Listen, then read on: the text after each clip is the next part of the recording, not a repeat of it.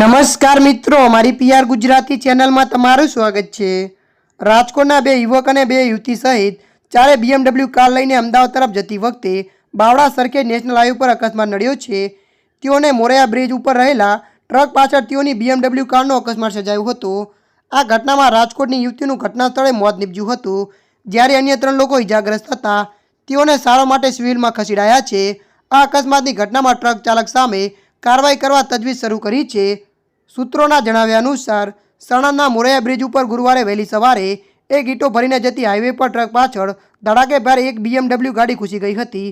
અકસ્માતને પગલે ટ્રક ચાલક તેમજ અન્ય વાહન ચાલકો તાત્કાલિક ઊભા રહી અને ભારે જહેમતથી BMW ગાડીને સવાર 4 ઇજાગ્રસ્તને બહાર કાઢ્યા હતા, જેમાં સ્થળ પર એકનું કરુણ મોત થયું હતું।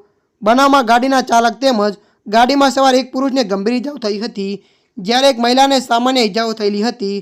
108 મારફતે ઇજાગ્રસ્તોને સારવાર માટે હોસ્પિટલ ખસેડાયા હતા।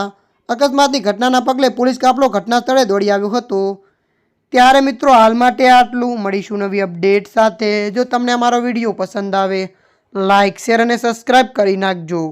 ધન્યવાદ।